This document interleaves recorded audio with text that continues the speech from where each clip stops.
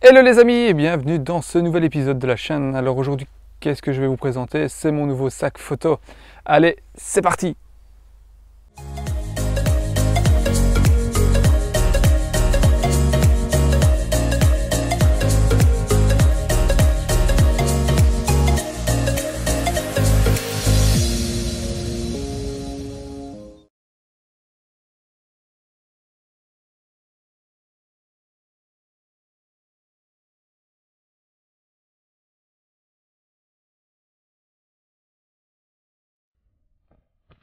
Et bien voilà, j'ai craqué encore pour un nouveau sac.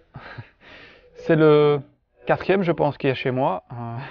J'ai mon caisse logique, j'ai un sac Miltech camouflage, j'ai un sac chaise. Et là maintenant, j'ai acheté pour du bon un bon sac pour mes randonnées. Parce que je me suis rendu compte que ouais, c'est bien des petits sacs à 30 € ou ce genre de choses. Mais en fin de compte, on les utilise pas parce que de 1, ils sont pas confortables. 2, c'est pas des sacs photo. Et 3, il n'y a pas de place. Mon caisse logique aussi devenait vieux, donc j'ai décidé de changer et de passer vraiment sur un sac plus récent et plus grand, beaucoup plus grand. Parce que le Pro Flipsight 500 AW2 est vraiment très grand. Alors, ce sac extérieurement, déjà en termes de taille, on impose parce qu'il est très volumineux, très grand, il prend beaucoup de place. C'est un peu, j'imite le comparer à une valise en termes de volume. Maintenant, ce qui se comprend, parce que vu qu'on met des longues optiques dedans, il faut, du volume. Au niveau extérieur, le sac, voilà, moi en termes de couleur camouflage, c'est un camouflage numérique. C'est la seule couleur avec le noir qui est disponible chez Lopro. J'ai pris cette couleur parce que simplement, comme je fais de la photo nature, comme ça il est plus discret, se marie mieux, avec le paysage aussi. Directement, on va passer à la partie arrière du sac où on va retrouver vraiment cette partie confort. Une des parties pourquoi j'ai choisi ce sac aussi. Pourquoi? Parce qu'en fait, les bretelles arrière sont déjà très épaisses, très souples. On les sent pas. Au niveau de la sangle du tour de taille, elle est déjà très épaisse aussi. Et du coup, va permettre d'avoir un meilleur confort. On va bien pouvoir la serrer et même pouvoir poser un appareil photo dessus si on le souhaite. Au niveau du dos, on a vraiment des mousses renforcées au niveau des omoplates et du bas du dos. En ayant des problèmes moi-même de dos, il me fallait un sac qui soit très confortable sur une longue durée. Et le Lopro répondait vraiment à ce critère. Au niveau de la partie intérieure, le sac va vraiment avoir un aménagement totalement modulable, donc on va vraiment retrouver tout un espace modulable. On peut vraiment descratcher tout et rescratcher comme on veut les espaces, ce qui va me permettre de bien sûr mettre en longueur mon 150-600 avec mon 5D3 dessus et le pare-soleil déjà monté. Ça montre vraiment qu'il y a de l'espace. Sur le côté vraiment gauche du sac, je vais là mettre mon 70-200 avec mon flash Cobra aussi dessus. Au-dessus, j'ai mon doubleur avec toujours des capuchons de réserve. Sur la partie droite, je vais vraiment avoir d'autres accessoires, mon 100 mm macro et mon 17-40. Donc vous pouvez le constater, on sait vraiment tout mettre dans ce sac.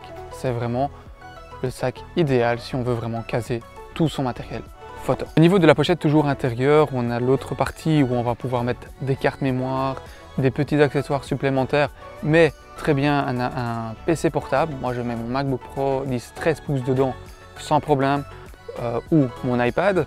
Au niveau des parties latérales du sac, là on va avoir deux petites pochettes où on peut très bien mettre un poncho ou même un autre siège ou une bouteille d'eau de chaque côté. On peut attacher des choses aussi au-dessus.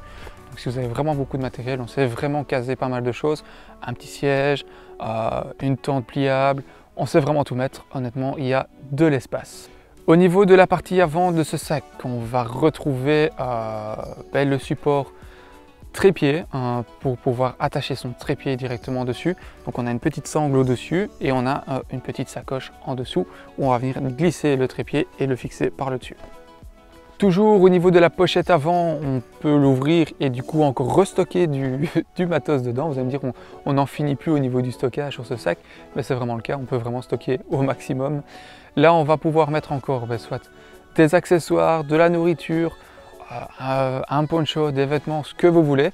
Et vous avez encore une pochette pour pouvoir intégrer un iPad dedans. Bien sûr, ce sac est équipé d'une protection pluie qu'on va venir mettre par au-dessus parce qu'il n'est pas imperméable. Et donc, on va descratcher par l'arrière du sac une petite trappe où on va retirer cette couverture qui reste attachée bien sûr au sac et qui va l'envelopper. Malheureusement à l'arrière, lui n'est pas protégé contre la pluie, donc s'il pleut et que vous avez un poncho, mettez le poncho quand même au-dessus du sac par précaution. Et bien voilà, c'est avec ceci qu'on termine cette vidéo, donc avec la présentation de ce nouveau sac photo. J'espère qu'elle vous aura plu, j'espère qu'elle vous sera utile surtout, parce que c'était un peu le but de vous le présenter. Il y a longtemps que j'ai pu faire cette vidéo présentation où je discutais avec vous.